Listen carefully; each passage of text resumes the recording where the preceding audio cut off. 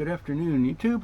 So we just had a pretty heavy downpour just a few minutes ago, and I thought I'd check in the SoftTop here, and don't see any signs of water coming in around my bulkhead PV connector, so that's good. And then over here there's one of the bolts that holds down the front of the unistrut, and they're dry. So all I did was run those bolts through my polyurethane washers, which had a fairly tight fitting hole in the middle. So I'm hoping that'll keep the water out of there. There's the brackets in back. They seem to be nice and dry. You can probably see here as I put a sheet of Reflectix.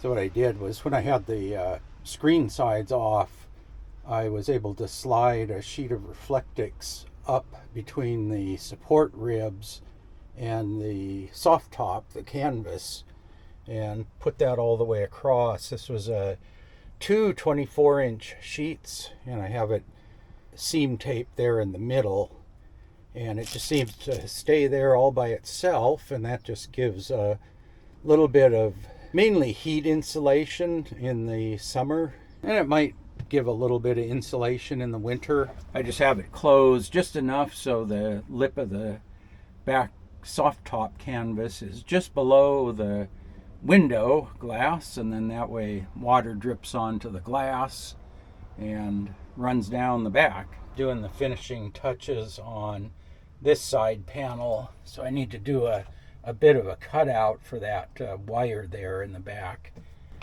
Yeah, maybe I can disconnect or unplug that wire holder there and then tuck the wire in behind.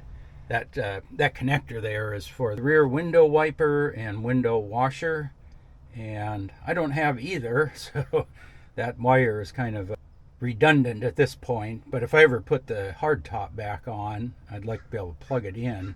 But yeah, maybe I can just do that, as unclip it there from the sheet metal and then just tuck the wire back in here. And the same thing, that's the rear window washer pump and reservoir. So it's still there, it works, but I don't have anything to hook it up to. So yeah, I'll probably just leave it there. That way I don't lose it in case I ever put the hardtop back on. And then yeah, here's the one hole. I'm going to drill that out and put a threaded insert down there so that I can attach the plywood bedside firmly down there, because otherwise you've got this bolt here and you've got that bolt there, but that whole thin section there around the cargo hatch is unsupported, and that's where mine broke, right in there. So that's a really weak point, so I want to make sure it's attached. So I'm going to put one of these over there. I'll just have to drill that hole out a little bit. I tracked a little bit of water in on my shoes when I came in the front door. Nothing under the windows, no leaks over the lights, no leaks over the mounting bolts.